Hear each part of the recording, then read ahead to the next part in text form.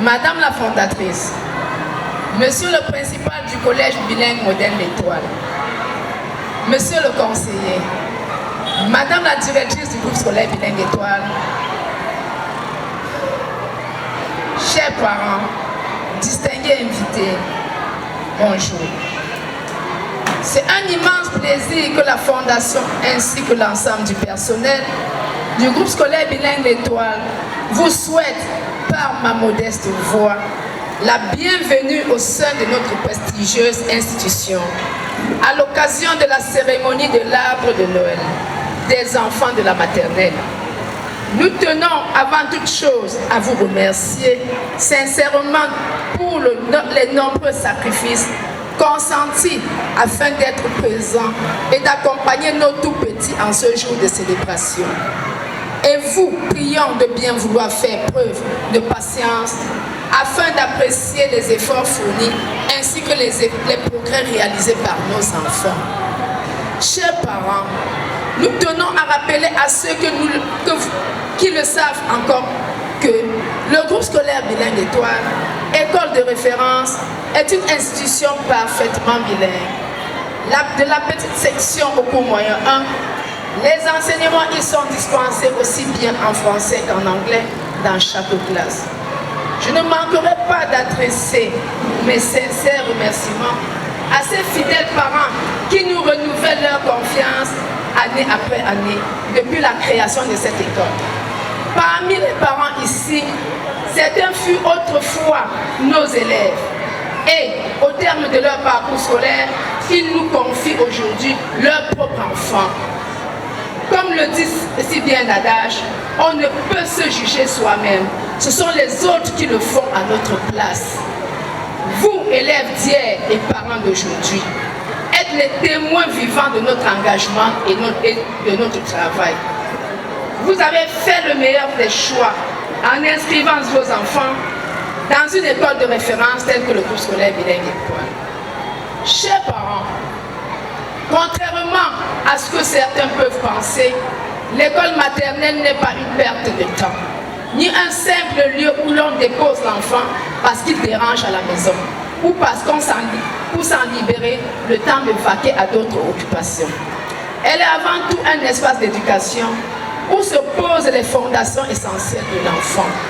Il ne s'agit pas uniquement des bases scolaires, mais aussi des bases de la vie, telles que la propreté, la ponctualité, le respect et le vivre ensemble.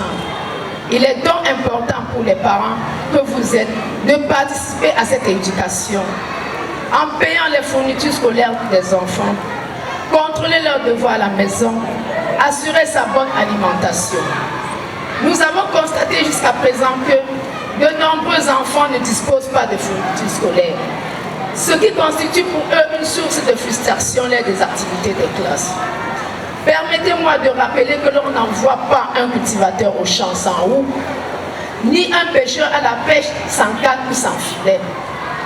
De la même manière, un enfant ne peut apprendre efficacement sans le matériel nécessaire. Nous vous prions donc, s'il vous plaît, de bien vouloir fournir à nos enfants les fournitures scolaires requises.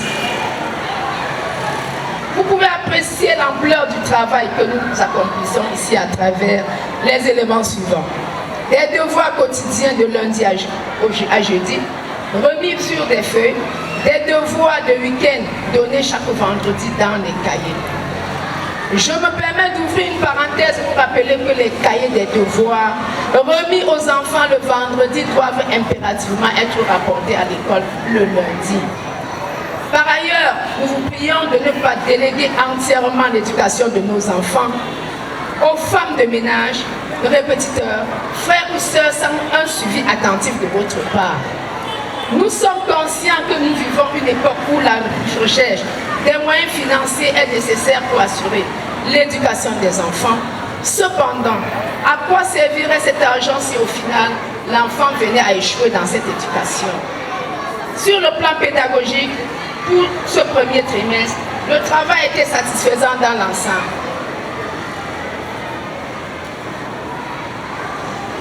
Pour la petite section, les enfants sont notés par leur comportement car ils ne peuvent pas composer et ils le feront à partir de janvier 2026. Seuls les enfants de la moyenne section et la grande section ont composé pour ce qui est de ce premier trimestre. Donc les résultats sont confinés ainsi. Les résultats bilingues, maternelle 1A, 100%.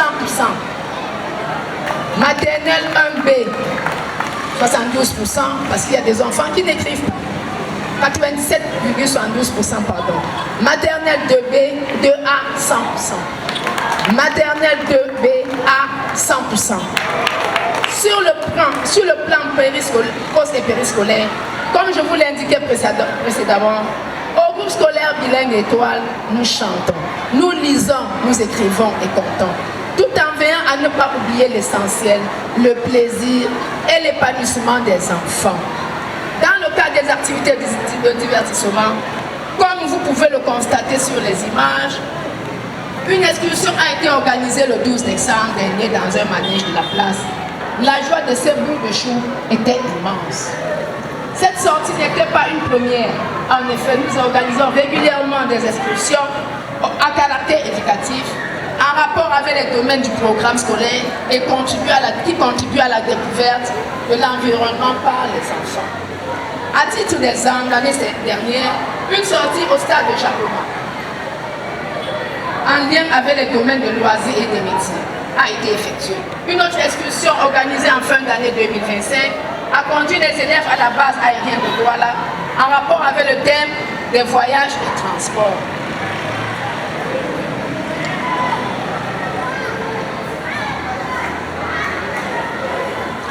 Par ailleurs, les inscriptions se poursuivent, car je vous attends, chers parents. Des nouveaux élèves encore sont entendus, y compris moi au mois de janvier 2026. La rentrée scolaire est prévue pour le lundi 5 janvier 2026 à partir de 7 h. Par ma modeste voix, Monsieur et Madame Monté, fondateurs du groupe scolaire bilingue étoile, ainsi que l'ensemble du personnel, vous adresse les meilleurs vœux pour l'année 2026. Nous vous prions également de bien recevoir avec joie les présents que le couple fondateur au grand cœur a le plaisir d'offrir aux enfants chaque année. Vive le groupe scolaire bilingue étoile, vive le ministère de l'Éducation de base, vive le Cameroun. Merci, merci Madame la